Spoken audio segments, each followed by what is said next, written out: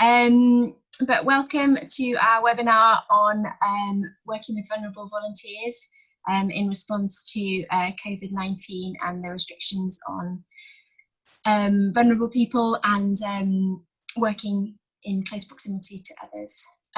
So this is part of our series of COVID-19 response webinars that we've been putting on since end of May, really, which covering a range of topics that members responded to our survey as kind of highlighting areas of concern or areas of needing development as things change a little bit. So we're very pleased to welcome Jane Bradshaw from Martineau Gardens and Rachel Hemmings from AMC Gardens to share with us today. Both gardens very long established and been working with a huge range of people for many years, fantastic city centre sites, Martineau in Birmingham and Rachel at AMC over in Nottingham. So lovely that they're both able to join with us today and share their years of expertise that have all been thrown up in the air a little bit in the last few months. Just a quick little bit of housekeeping. You'll see there's another box at the bottom of the screen there, which also says social farms and gardens. That's my colleague Sophie, who is lurking in the background and will be monitoring the Q&A and the chat. So what we would ask is if anyone's got any technical issues, just flag it up in the chat and Sophie will hopefully be able to sort you out there. Any questions that you want to raise to Jane or Rachel, if you type them in there and we'll raise them all at the end. And obviously if something's been addressed through, hopefully we'll cover everything as we're going along.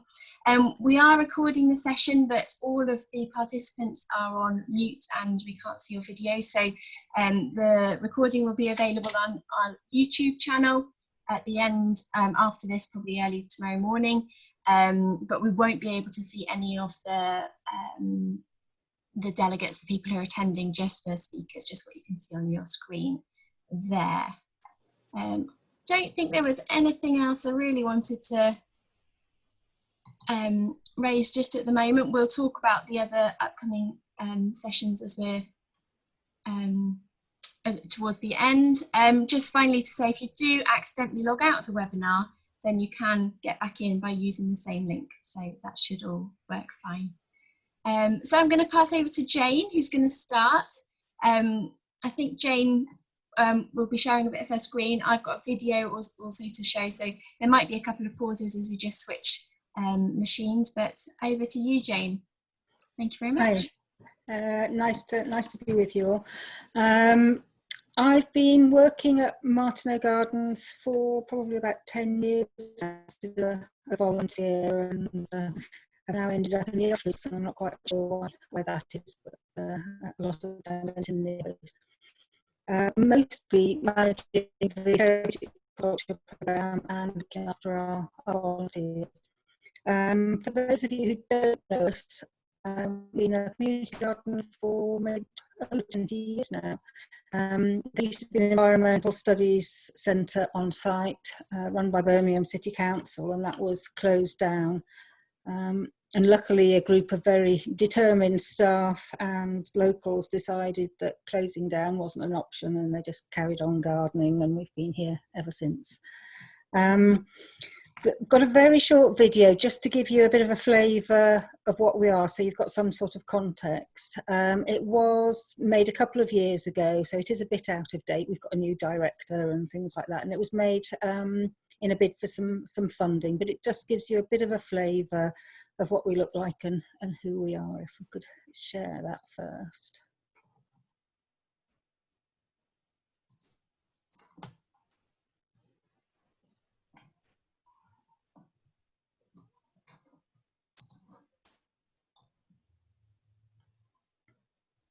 Any moment now, here we go.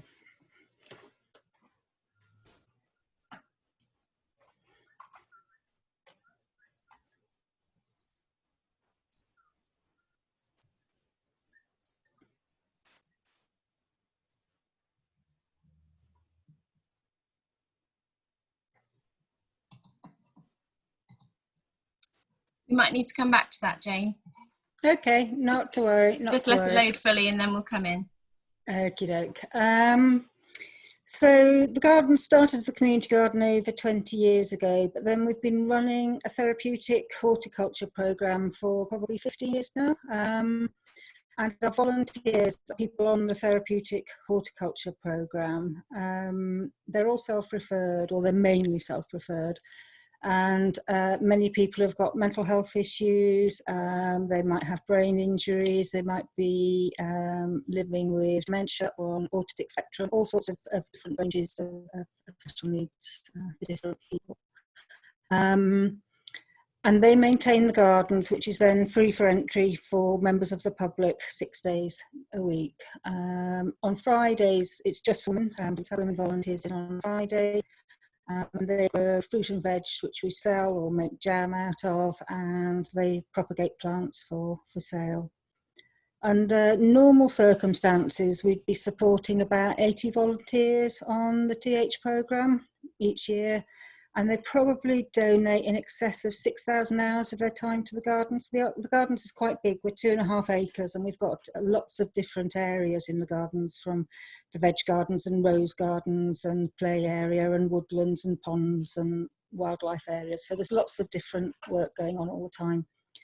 One of the things that makes us quite unusual at Martineau is that volunteers, once they're on the programme, can stay with us for as long as they're finding it beneficial. And that means some of our volunteers have been with us for over 10 years, coming in every single week. And so the relationships that they have developed are really, really important to their well-being, both within the sessions and also outside of the sessions. They take care of each other outside of the sessions as well. And the relationship that they've developed with the gardens is particularly important. The video seems to have popped up. Do you want to play that, or do you want me to carry on chatting? Okay.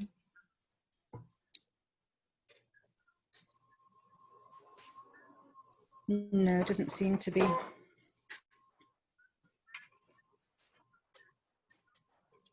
don't know about anybody else, but I don't have any sound or...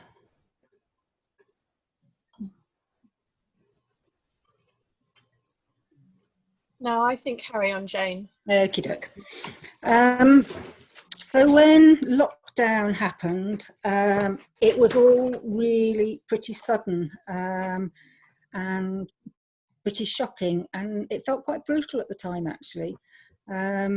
We were working one day, and the next day we were sending texts out to volunteers saying don't come in. And that was pretty shocking, and that's not the way we normally work, and things normally get talked about a lot before they happen. So it felt really important to continue to support our volunteers while we were in shutdown. So I was in regular telephone contact with them all. I tended to ring people on the days that they would normally come in. There was lots of sending texts and emails. I was sending cards to people and letters. There were even surprise vegetable deliveries as well, and we had far too many lettuces to quite know what to do with, because normally we sell them. I just bundled them all up and drove for what felt like hours, well actually it was for hours and hours, round and round Birmingham, dropping lettuces off on people's doorsteps, just sending them with love, so that they knew that that we were still thinking about them. And all our volunteers really seemed to welcome that ongoing contact with the gardens, because they were able to hear through me that the gardens were well and safe, and that the other volunteers were well and safe, and that was very reassuring. But as the weeks went on, it became very clear that some people's well-being was really starting to suffer. And in particular, it was lack of access to the outdoors, whether physical lack of access or just not feeling safe going out. All their normal support mechanisms weren't available to them, and so people were really starting to struggle.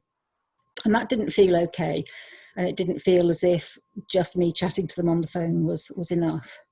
So what I did was delved into the legislation, because that's the weird sort of person I am, and found the clause where it permits leaving the house to do voluntary work as one of the reasonable excuses. So we went through a series of evaluations with our volunteers to try and work out who we might be able to offer to come back as a trial. And I'm going to try and share just because I'm really proud of it.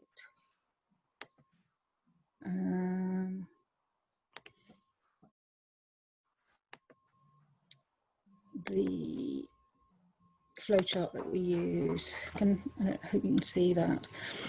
So the most important thing really was that we were confident that social distancing measures could be maintained and instructions followed with an individual volunteer. If all the staff were confident about that, then we would find out from them whether they'd identified that coming to the gardens was important to them and would improve their well-being. And if that was a yes, then we'd start looking with them into their health issues and those of their household as well. So there are lots of these different steps that we were going through before we felt it was sensible and prudent to consider people for return. To start with, we thought that if we weren't confident that somebody was able to maintain social distancing measures without a great deal of support, then we decided at the early stages we wouldn't be considering them for return. And that was quite hard. But for safety's sake and at the beginning, that's where we were. Although what we have been able to do, because one day a week we're closed to volunteers, is to offer household visits to those people. So most people are still getting access to the gardens, even if it's just as a personal visit with their household. So that was the procedure that we used to decide who to offer as an option, this coming back on a trial basis.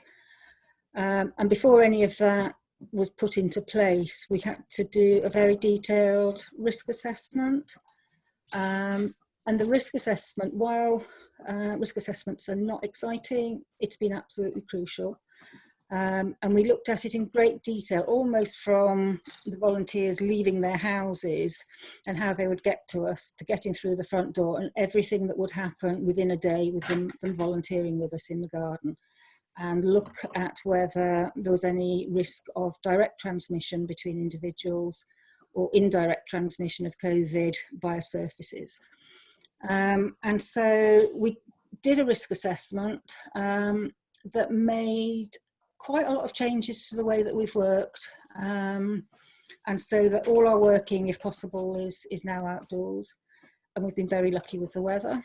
But where it does rain, and again, we're very lucky, we've got a Keda house, which is like a huge polytunnel, but you can open both ends and the windows is two sides. So it's almost just a roof if it rains, so we can go in there.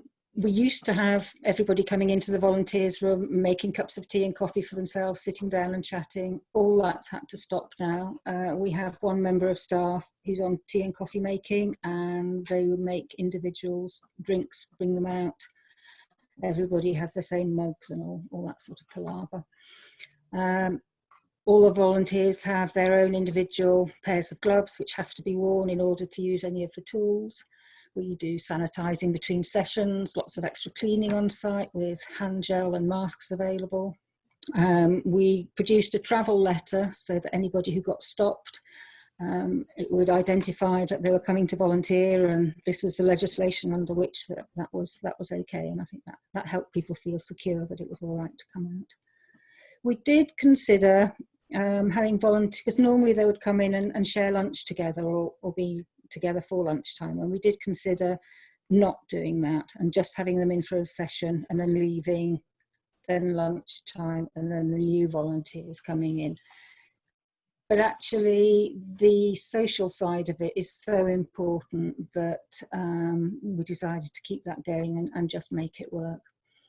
So we started with 2 volunteers in the morning and 2 in the afternoon with 2 members of staff, so it was like a one-on-one really. Just to make sure that everybody was understanding the new procedures and were able to maintain that distance. the first day that volunteers came back, I can tell you it was like Christmas. It was the best thing ever. I was so excited to have them back in. We'd really missed them. They'd really missed coming here, and it was lovely. Everybody was a bit anxious, a bit cautious, and sort of, it felt a little bit odd to start with. But people were delighted, and they've relaxed into the new ways of working, and have reported a huge benefit to their well-being. We've kept things pretty much under continual review, really. As we've got more comfortable with how we've worked with the individuals, we've gradually increased our numbers. We had 9 sessions the first week, so 9 individual sessions over 3 days in the first week, and we're now up to 35 over 4 days. And as I said, on the day of the week that we don't have any volunteers in, I invite volunteers and their households who are not able to access the programme. And that has tended to be volunteers with quite severe symptoms of dementia who need quite a lot of personal care and support, which we wouldn't be able to provide. So they've been able to come in with their households and enjoy the gardens and maintain that contact, and that has been lovely. So in terms of where we are now, it's been great. It's been absolutely lovely having the volunteers back in. You can see a real difference in how they are as they walk in and how they are when they leave, even more so than under normal circumstances. It has been completely exhausting though, if I'm honest.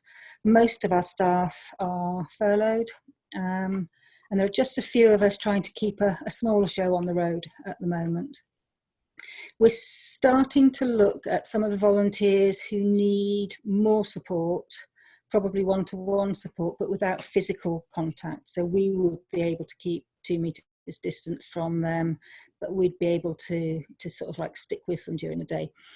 That's obviously going to have a massive increase in our costs and staffing implications. But we have been lucky enough to get some COVID relief money, so we're hoping to be able to sort of look at our volunteers who aren't in yet and see how we can get them in. In terms of the things that really have made the most difference to how we've been able to support the volunteers is not having members of the public in. Because normally we have members of the public in 6 days a week, and over the summer holidays we are pretty popular with families and with children. Because it's just us and the volunteers, it feels much more safe, much more contained and manageable. If we were to have 50 or 60 members of the public turn up, then I think it would feel unmanageable, or very difficult anyway. So one of the key things for us has been being closed to the public. And the other key thing has been having a much bigger staff ratio. So at the moment we always have 2 TH members of staff, one whose primary responsibility is to lead the session, and the other one who acts really as an assistant, whose responsibility is social distancing, who makes everybody's drinks, does the sanitising between sessions, and is basically there to sort of join in, but also to rush off and get whatever is needed, because things are always needed during a session. And the person leading the session is not going to be at the moment leading the volunteers, because we need to ensure that they're safe and everything. In terms of what has made it possible, and what has made it work, it's been the risk assessment, really.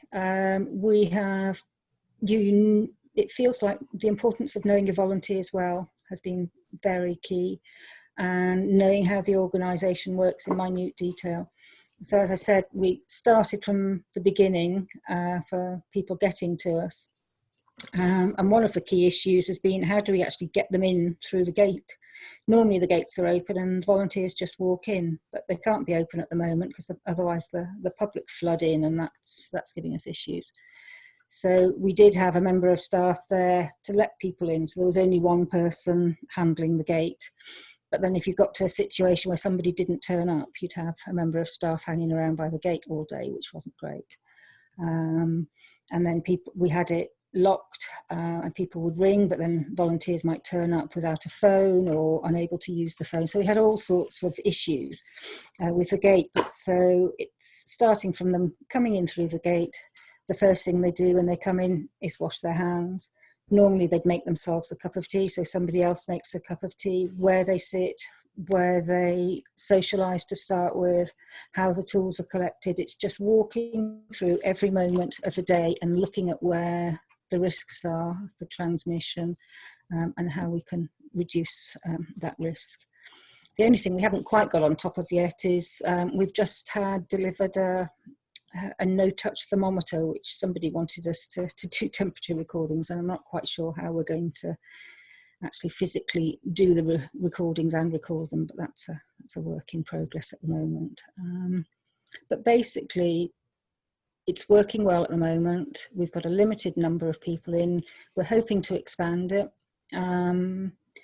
to most of the rest of our existing volunteers. One difficulty we do have at the moment is we've got new people ringing us up asking to be part of the programme, and how we fit them in, when we fit them in, when we haven't got all our existing volunteers in, is something that we've yet to manage. So that's ongoing. But that's where we are. Loving it, loving having the volunteers back in, loving having the space to ourselves without anybody else coming in and getting in the way. But it's not the same as having everybody in. When you're used to having maybe 8 or 10 in a session and you've got 3 or 4, it is different, but it's been a lot of work, but it's well worth it. Any questions? I'd be happy to answer at any point. Thank you, Jane. That's lovely. Great to hear how well it's going. Really pleased that it's going back for you. Also, just really pleased to hear you saying about the risk assessment, because that is what we've been kind of pushing all through this, that each site is different and every person is different, and all the operations and the activities that everyone does is different. So it's so important to go through that process on your site, and it's not going to be a once done, it's done. It's, you know, as things are changing, looking at that risk assessment and redoing it and involving lots of different people in that process as well. So people get so fed up of me sending new versions and new drafts to them and getting comments and the rest of it. But unless it's a working document and it actually reflects what you're doing. Yeah, and it actually enables you then to do stuff and feel quite confident about doing it, even though it's the dreaded, no, not a risk assessment. Yeah, I know. Lovely. Right, Rachel, and pass over to you. Thanks for joining us. Rachel's got a video as well, which unfortunately my technical issues aren't going to allow that to happen, but might see if we can share it, I think, Rachel, but if not, I will send a link round to everyone afterwards, so don't worry, you'll be able to see what she's referring to. All right, thanks, Rachel. Thank you. Sorry, yes, my technical ability is also not good. So I do have a video that we shared on our social media, which I will sort of explain what we did.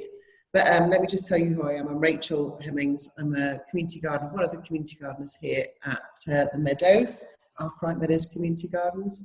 And I've been here 15 years delivering volunteer activities as well as other things here at the community gardens for various, for all of our users, and they come from various backgrounds. So we are a project that is for all, and one of our major parts is that we grow organic fruit and vegetables for our local community to come in and buy, and through and our services are for our volunteers that are a lot of which are vulnerable.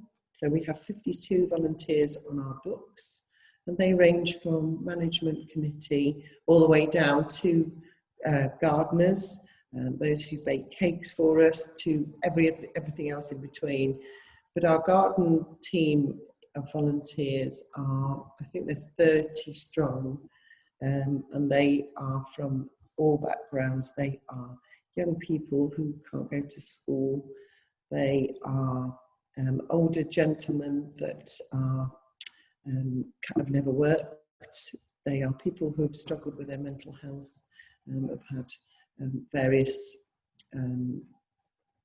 breakdowns, mental problems, through working and through not working. We also have people with physical disabilities. So we're working with a real mix of people.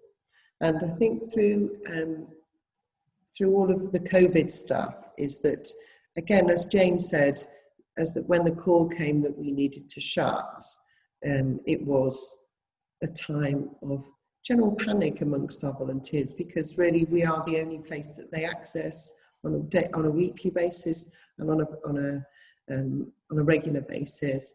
And so it was like they weren't allowed to come, and it was like, their line to us was shut. So as Jane did, it was important that we rang them all very quickly and told them the situation, and that they, if we couldn't get through them, so we left a message for them, or we actually emailed a lot of them if they had an email, or we actually left a note through their door if they were close by to say, give us a ring and we'll have a chat with you. And then we dedicated quite a lot of our time on a weekly basis to ring them and make sure they were all right, to just to touch base with them. So for the first, from March until I think May, we decided that we would still grow at the gardens, and my colleague and I, Sally, still came in and did the gardening, but the rest of the site was shut, and we were shut to our volunteers. We decided after that time that we would have a phased return into the gardens for our volunteers. And the way we did that was, I forgot to say that the volunteers that we were ringing, we decided that some of them were so in desperate need of something to do at home, we sent them work, which went from things like sending all of our plant labels to one lady who has fibromyalgia, and we sent them all our labels that had all of last year's writing on, and sandpaper, and wash, like a little kit that we left outside her house for a day before she picked it up from outside the house to clean them all. And she just loved it, and it felt really terrible. We were like, Marilyn, are you sure you really want to do this? And she was like, yes, this is just a perfect job for me. So yeah, we had people doing little jobs like that. We had one guy who is able to get around quite well, but he loves a DIY job. So we left outside his house lots of blocks of wood and some blackboard paint and a brush that he left there for 72 hours before he picked them up, and then painted all of these squares black for us to use as labels out in the garden. So it was just finding little things for people just to keep that connection. I also had a lady who made 48 jars of jam for us. So we bought her all the jam jars and had them delivered to her house.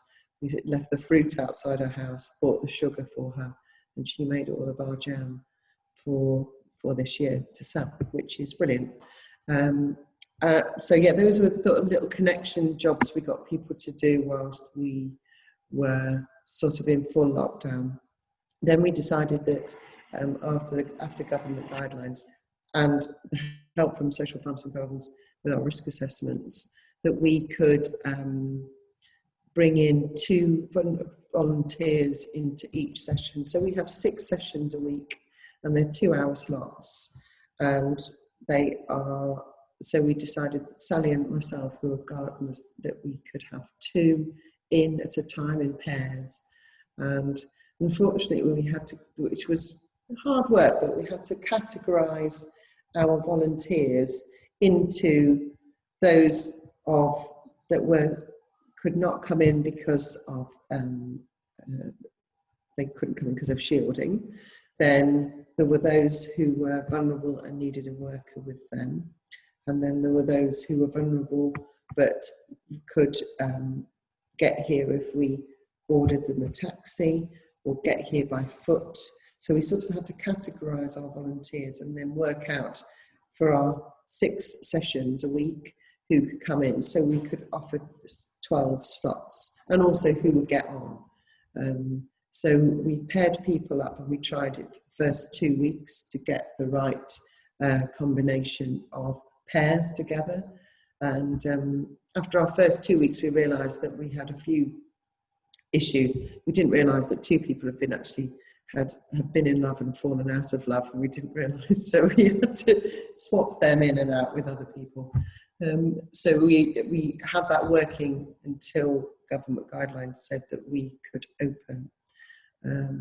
So we currently are now open to the public, and so sorry, I suppose within when we had our pairs in, we got some COVID relief funding from Severn Trent Water, and we bought gloves of every size and issued all of our volunteers with their own pair, and then asked them to take them home with them and always to wear them on site, whatever they were doing.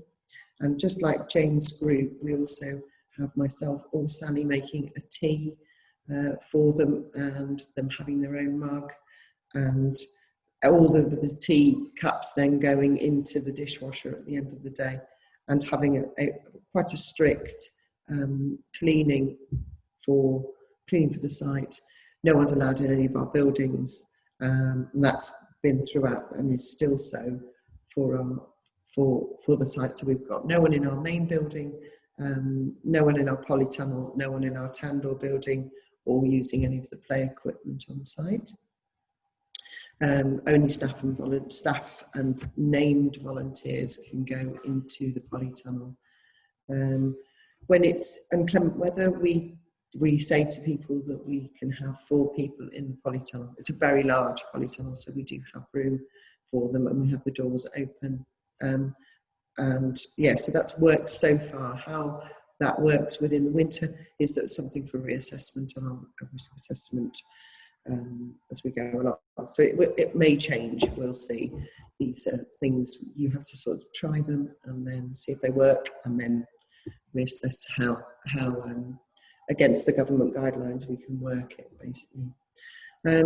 So now we are open to the public. We have been since last Tuesday. We have public members coming in to buy fruit and vegetables from us, and we also have phone orders. So myself and Sally take veg box orders, which we have been doing through lockdown, complete veg box orders, and volunteer drivers to take those round. And we did very well at those. And now we're doing veg box orders over the phone, so you have a slot to come and pick up your vegetables at a certain time. So that keeps the contact between ourselves and our volunteer sessions and our public apart. We are now open to the public, and we've reduced our opening times from all day to 12 till 4. So our volunteer sessions in the morning are without the public, and then we open to the public at 12.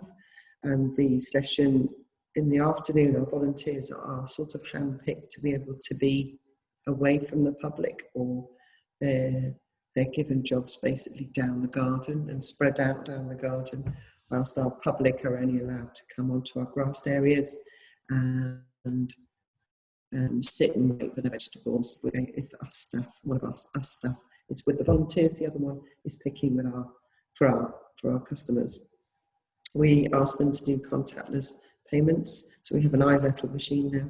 We are now in technology over here, it's great. So we have an iZettle machine for card payments, and if people have to pay by cash, then we ask them to put it in the bucket. What else was I going to say? So our gates, so the same with Jane, we had issues with our gates and it being always open normally, but over COVID times when we were waiting for our volunteers or pickups for our veg boxes, we solved that issue. And if you still don't have an open site, Argos $15.99, and you'll get a bell that is a remote bell, and you stick it on the gate. We have hand sanitizer below, so you sanitize before you use the bell, and then the part, I don't know what it's called, it's a square box and it goes ding dong, and we have that down the garden with our staff, and that's in the staff's pocket, and it goes 150 meters. It doesn't really, it goes about 100 meters, but if you put it at 100 meters you can hear it ding donging from far away. So I have to say that really solved our issue of people being at the gate and us not noticing them. So that was one of the solutions for that. And now we have hand washing because we have slide open gates, and as soon as 12 o'clock's open, they're open, so no one has to touch them. We have a hand washing system, which is a tippy tap, which we have made a video on our Facebook page of how to use it. I think it's also gone on our website. So if you want to have a check, if you're a Facebook user, have a look at Facebook, and it's amcgardens.co.uk. And it's a picture of one of our volunteers using the tippy tap and with us welcoming him back. And that was a way that we had some real issues with some of our volunteers while they were away, is that we had some of their partners had died, they'd had their mental health had got worse, some of the mental health ill health had got worse, some of their physical ability had reduced. So one of the ways that we got one of our volunteers in, whose wife sadly passed away while in lockdown, is that he was really shy and nervous about coming back in. But we've known for a long time that he loves to have his photograph taken. So we asked him to come down and be involved in a video for Facebook on how to use our new hand washing facilities at the garden. And he jumped at the chance, and he really loved being involved in it. We didn't see much of him in the video, so we just have Melvin arriving across the roads and coming through the gates, in using the tippy tap and washing his hands, and then putting the paper towel in the bin next to the tippy tap. And it just made him feel that he was wanted here at the garden. We hadn't seen him for months. His wife had passed away, and he felt like he was part of the gardens once more, because he was helping us to show other people how to use the tippy tap. So it was a really lovely thing to do. And so that was one of the sort of ways of engaging him back into the gardens. We've been very lucky with our volunteers have all wanted to come back. Since we've reopened to the public in our shorter windows, we were concerned that we weren't going to get many visitors, but we've definitely had plenty of visitors, and the people are really keen to come and see us and come and see the gardens and wander about.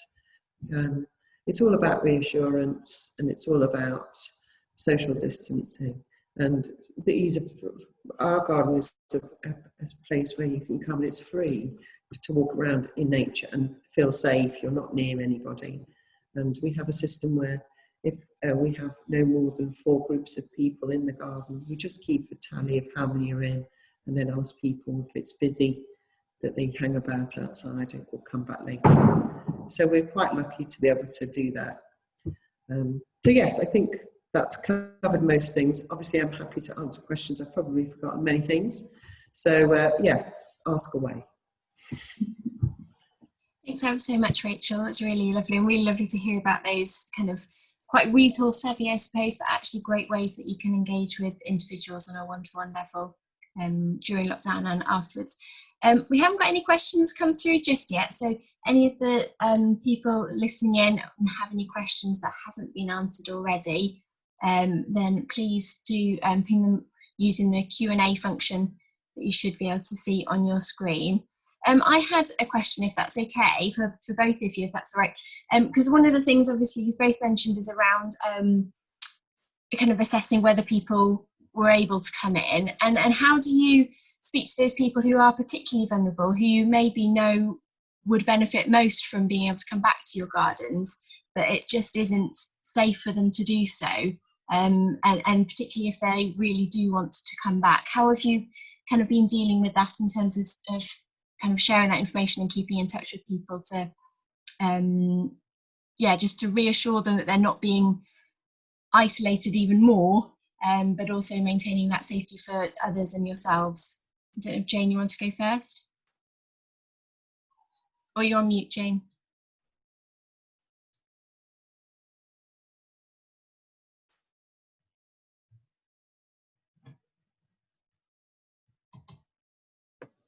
That's better.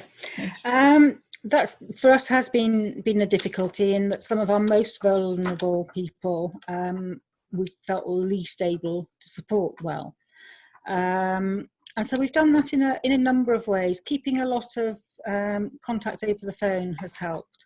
but also keeping one day, and also the weekends as well. I come in sometimes at the weekends, but keeping Monday free so that we can make appointments for people to come in with their household or with a loved one who can bring them to come and enjoy the gardens and meet with myself or another colleague.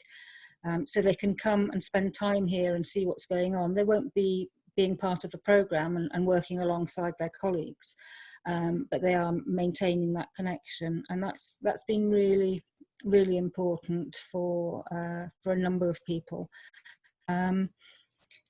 There are one or two who we've invited to come in with a friend who is part of their social bubble, so they can support them.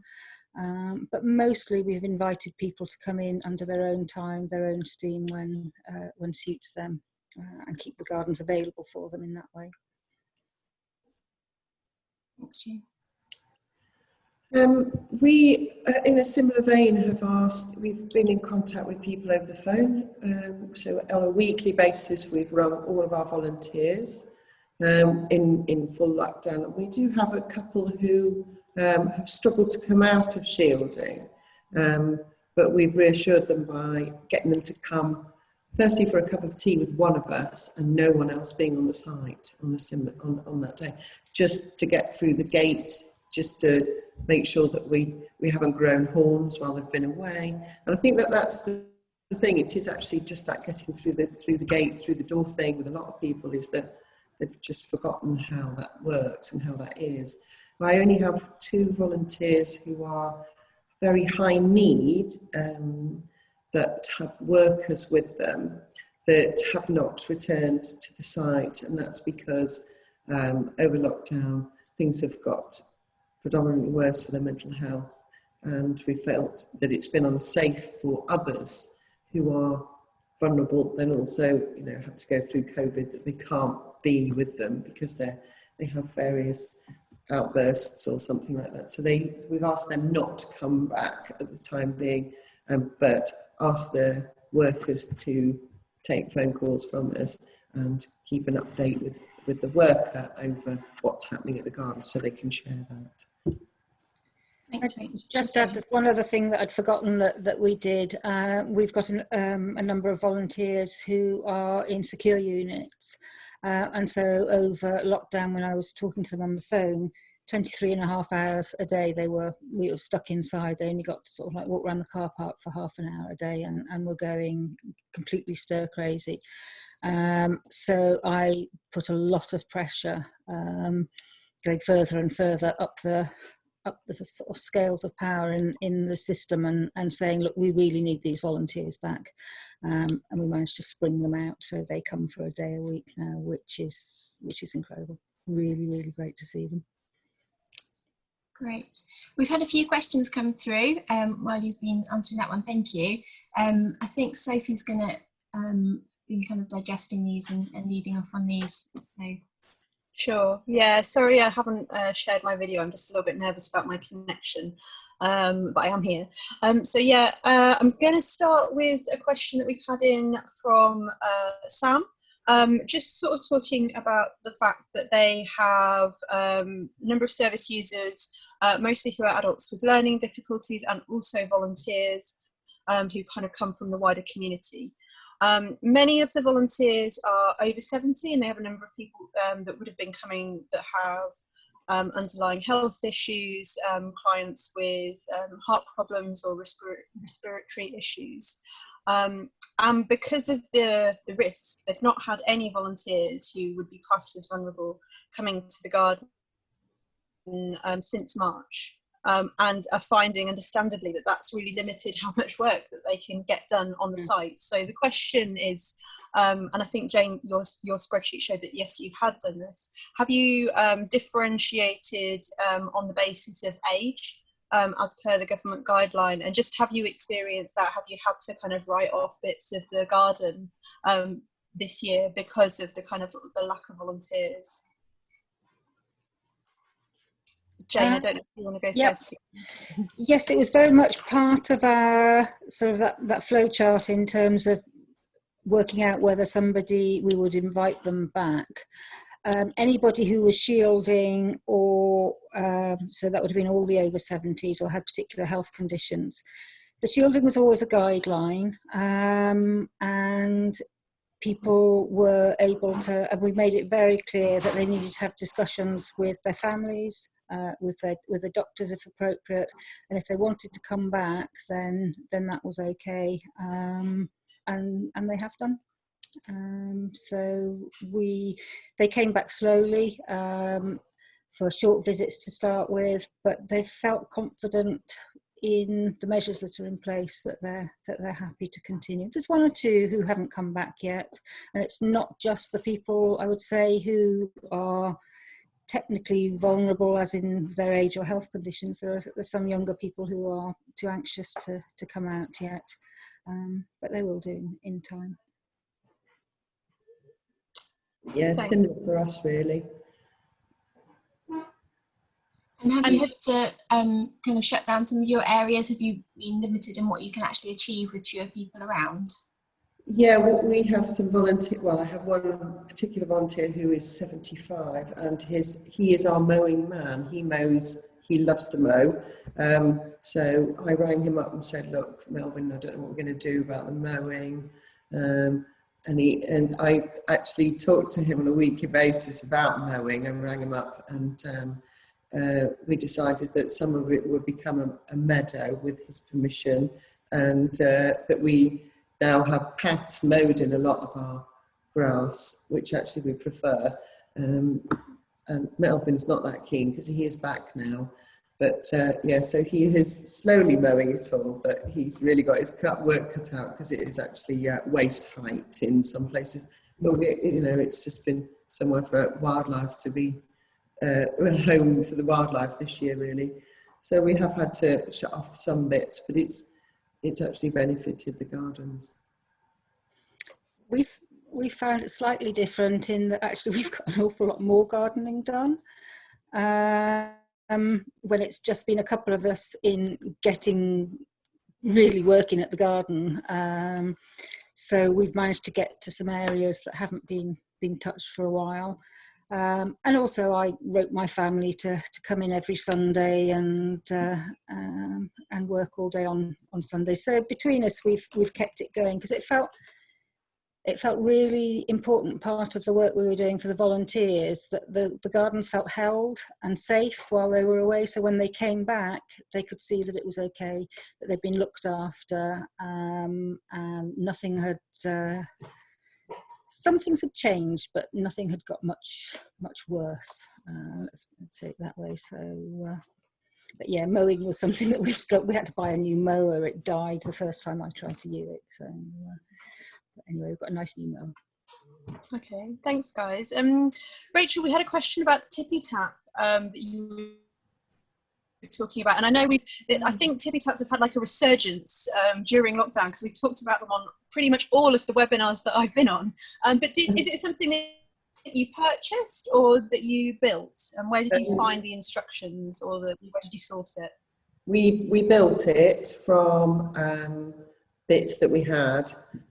So it is a water, we YouTubed it. Basically they have them a lot in Africa. They are one of the ways that you can wash your hands without touching any taps, or they say tippy tap. There's actually no tap involved in any of it. It's just a gallon jar that you have a piece of string coming from and a foot pedal, and it tips the jar up and water comes out. And we have soap on a rope there, and also hand towels underneath the little roof. I'll take a photograph and I'll email it, I think. But yes, it's been really successful. We do have to change the soap quite often because it looks disgusting very quickly and people don't like to use it. So we do have a big box full now of olive oil soap that we will be getting through, and I don't want to use for the old bits of soap. But yes, I have got lots of soap that we need to change on a regular basis just because it looks so scruffy quite quickly. But yeah, YouTube it, Tippy Tap. Great, thank you. And we've got another question that's come in around kind of travel for volunteers, and I'm gonna, if it's okay, kind of merge it with one of my questions as well, Was kind of the travel arrangements for volunteers something that you had to consider when you were looking at people coming back? You're both nodding. And were there any issues that you were able to address around people who, for example, couldn't travel on public transport? Were you able to provide any transport kind of thing? Go on, Rachel. We to begin with, obviously we had to, when we did our list of categorising our volunteers, those who could walk could come anyway. Well, they were on the list. But those who were, when we couldn't use public transport and they were over the age of 70, then we had some issues. We do have a good taxi service in the city, and those who were really, really desperate to come and wanted to come back, we rang the taxi company and said, look, we got these volunteers, we'd really like to make sure that they can access the gardens. They sent one of their really giant new taxis, so there's plenty of space inside. They opened the windows and everybody wore a mask inside, and we paid for that. So we had some funding to pay for some COVID relief money from Severn Trent, and we used that money to be able to get some of those folks back to the gardens and also home again. Some of them have chosen to walk to the gardens, and after doing a session were tired, so we decided that we'd get them a taxi back, so we used this company. We ran a very similar system. There was one young woman who walked for an hour to get here, so we let her stay all day rather than send her home after 2 hours, so that she could get the energy to walk back home. But yeah, we've used the same systems. Lovely. The other thing, Alison, if it's okay, I've got a question as well. And it was just whether you had employed a number of different kind of tactics to kind of explain and enforce the social distancing. You know, have you put up new signage? Have you had any kind of like volunteer agreements that you've put in place? Have you had, I mean, I know people have been talking about inductions. You know, what things have you implemented to make sure that people are kind of adhering and remembering? I suppose it's all very well saying that's the rule when they get there, but it's ensuring that people remember that and stick to it. We have something in writing for people before they return. We haven't put lots of posters up because we don't really think people take much notice of posters after a little while. But we've tried very hard to encourage a culture of we all remind each other all the time, because everybody forgets every now and then. So it's a very easy system for everyone just to remind each other to keep the distance, or to wash their hands. We all go off and wash our hands one at a time before a break or whatever. So it's really trying to get the culture one of just, this is what we do now. But sometime, and we've got a sort of informal system really, that if somebody needs reminding more than twice in a day, then we might have a word with them just to try and reinforce that. And ultimately, if they weren't able to sort of comply with what we feel is safe, then we would ask them to wait and wait until things are a bit safer for them to come back. I think Rachel's example of the video that she shared is really good, and I've seen a few other sites doing that, and just showing someone already going through some of the practices that might be a bit different for when people, particularly people who like a routine, who like things to always be the same, it's just highlighting differences, and they're seeing people that they recognise doing something in a slightly different way, but then it becomes more normal. And I think actually those videos that people can watch in their own homes on Facebook, or be shown when they get there, is quite a friendly way of approaching it as well. It is extra work to have to show people, but I think it's about, we've got to show people new things. It's about showing people if you're going to sow seeds in a different way. It's just a new part of life, I suppose, at the moment. And yeah, we've got a few signs up. We are trying to just verbally tell everyone, which does spend, you know, we do spend a lot of time rushing around after people saying, oh, did you wash your hands as you came in and things. And we've got a few signs that are related to the site with distancing. So we've got some picnic tables that are actually 2 meters long. And we've said, you know, this is, so you'd need this distance and this distance between you and your partner that you're working with today. So just showing them that and them sort of visualising that, or I think it was 7 chickens next to each other was the other one, because we've got hens on the site, and then stood end to end was another one. So yeah, just sort of things that are really familiar on the site, especially for those who are vulnerable, is that they can visualise that and then put that with the practice that they're in, sort of thing. So yeah, that's important. I think we have a real problem with them using tools and not taking their gloves out of their hands and then using the tools. But we have a spray gun that they really love playing with. So actually, just having a pump spray with the Milton in it that they can clean the tools with at the end of the day, then that's been kind of fun for some of those who forget. Lovely, thanks. Well, it's perfect timing because it's just about 3 minutes to 3, so try and keep it done by then. Thank you ever so much, Jane and Rachel, for your time, for sharing your experience, and thank you for everyone for listening and participating. We will send round links as much as we can afterwards, and if there's any other questions, then don't hesitate to give us a shout. I'm just going to ping up my screen. Hopefully it'll work, because everything's a little bit slow. But we've just got a couple of other webinars coming up. So we've got one tomorrow on creating great online video content. So one of Jane's colleagues, whose name escapes me entirely at this moment, Juliet, has Juliet's created a video for us about their Stickman Trail, which is available on our YouTube channel. And a couple of our other colleagues are going to be sharing kind of the basics of how do you make a film, how do you edit it, but then also a lady from our Organic in Northern Ireland has been starting to do quite a lot of online videos and charging for content there as well, so actually using it as another income stream.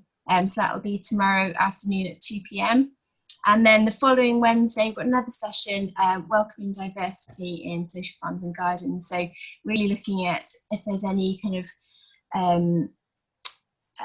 inadvertent bias within our sites, what have we got within our spaces that make sure that they're accessible to everyone from all backgrounds and with all different conditions, or anyone who's able to come in. We've also got ongoing growing care farming webinars as well, so we might come to an end of the COVID ones, but there'll be other stuff going, so do keep an eye on our website for other stuff that's happening. Also, just like to flag up our Facebook page, so it's a great space for peer support. I've got a Facebook group called Social Farms and Gardens, surprisingly, and anyone who's a member of ours is welcome to join that and ask questions, share experience. It's a really good site for people hearing from people who are in similar situations to yourselves. You know, you're not on your own, you're not the only people facing the issues that you're facing, and just give you a bit of confidence about some of the ideas you may be able to use to address them. Any questions, do give me a shout. I will be sending around an email after this, so you can just reply to that. But thank you ever so much for participating and for sharing today. Thank you. Thank you. Bye. Okay.